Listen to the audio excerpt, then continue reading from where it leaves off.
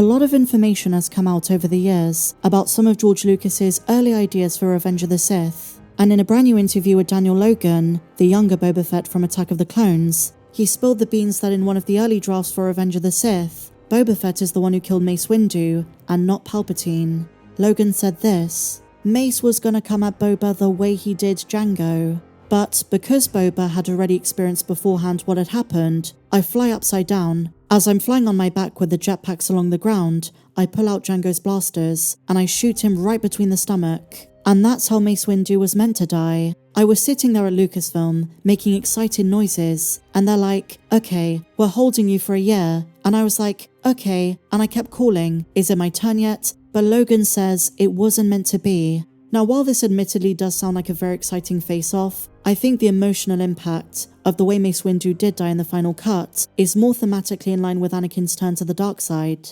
And I say died in quotation marks because I don't think Mace Windu is dead.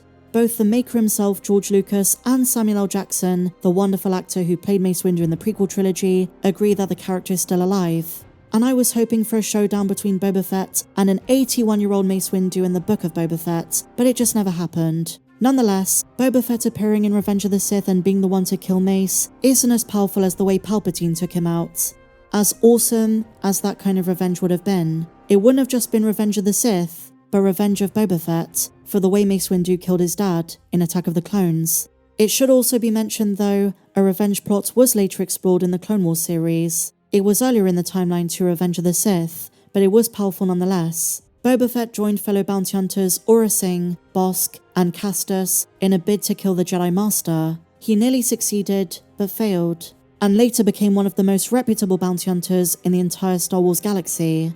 Now, believe it or not, my dear friends, this is not the first time we've heard about this scrapped Boba Fett concept. In Star Wars Insider issue number 85 from 2006, early concept art was shared depicting Boba Fett shooting at Mace Windu.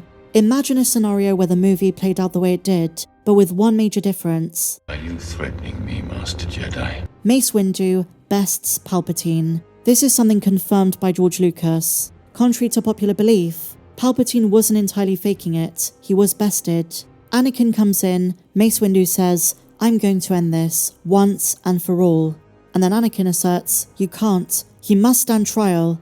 Mace Windu replies, he has control of the Senate and the courts, he's too dangerous to be left alive. And then as Mace Windu lifts his lightsaber, Anakin cuts off Mace Windu's hand, Palpatine sees the opportunity, zaps him at full force, Mace Windu flies out the window in the Coruscant night, and as he falls, that's when he's shot down by Boba Fett. Imagine if that played out. At least we would get not only Boba Fett in Revenge of the Sith, but also conclusive proof Mace Windu was dead.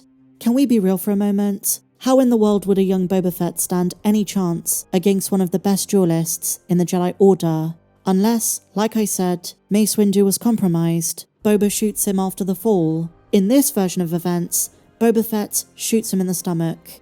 As amazing as a face-off would have been, I just don't think it would have gelled very well with the rest of the movie. And this isn't the only deleted scene that this would have been the case. Did you know, my dear friends, there was going to be a Han Solo plot? George Lucas always intended a young Han Solo to be in Revenge of the Sith. And while there is a Millennium Falcon Easter egg, Han Solo was the one who originally found Grievous on Utapau, and was even friends with Master Yoda. It just sounds a bit strange. This would have contradicted not only the expanded universe, but many of the comics at the time, proving that George Lucas only cared about the visual on-screen content. So in this version of events, in this early draft, George Lucas wanted a teenage Han Solo to be included in the Battle of Kashyyyk. Just like Chewbacca, Han Solo was good friends with Yoda. In the script, Chewbacca was the one who raised Han. George described him as difficult and persnickety, a typical fussy teenager. And did you know we even have some of the dialogue? Han Solo contacts Yoda and says this: I found part of a transmitter droid near the Eastern Bay. I think it's still sending and receiving signals. And then Yoda replies, good, good. Track this back we can to the source. Find General Grievous, we might. The script then says, Solo and Yoda track the signal to Utapau and locate Grievous. At the time, some Lucasfilm creatives opposed the decision, and they said it goes against some of the extended universe backstory. While those books weren't canon, the early draft of Revenge of the Sith contradicts how Solo later meets Chewie, so George let it go.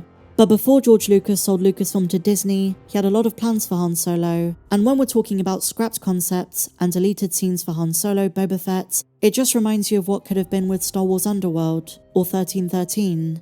These are two very badass characters. I think it's very easy to look at this concept and say, George had some very bad ideas. He was very bold, very daring, always the leader of creative and cinematic innovation. But I have to admit, it's a good thing not every single one of his ideas made it to screen. I mean, just yesterday, Mark Hamill reiterated George had planned 4 trilogies. His sequel trilogy would have been the grandchildren of the Skywalkers. But the trilogy he wanted to make after that was about the midichlorians, the microbiotic world of the Wills. I don't know how well this would have translated. And while there is a lot of revisionism about the way the fans reacted to the prequel trilogy, unfortunately, George received a lot of backlash, and I don't necessarily know if he had made his sequels that everyone would have loved them. I love George, I love his ideas, even when they're crazy.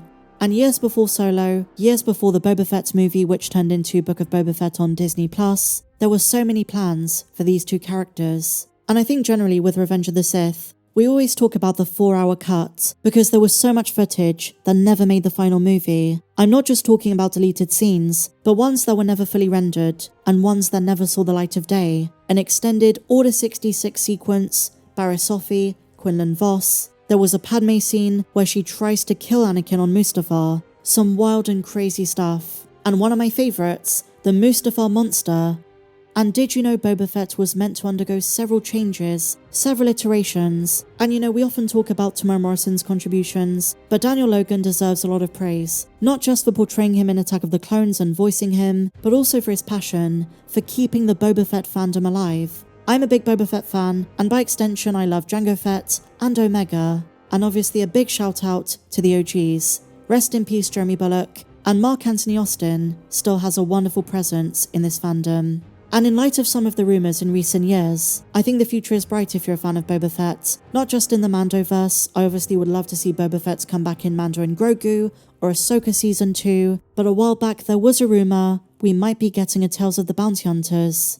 That might be where we see Asajj Ventress continued, and also maybe some more Imperial era Boba Fett, if they ever decide to bring back the unused and unfinished scrapped Clone Wars episode, where we see an early showdown between Boba Fett and Cad Bane, and then it comes full circle in the Book of Boba Fett. But I want to know what you guys think. Would you have wanted to see the Boba Fett versus Mace Windu duel in Revenge of the Sith? Or would it have been out of place? Would this have been a bad idea? Share your thoughts in the comments down below, guys, and as always, if you enjoyed this one, please be sure to give me a big fat thumbs up. Subscribe if you're new. Check me out on socials. The link to my Patreon is down below, and I hope you have a wonderful, wonderful day. May the Force be with you, always.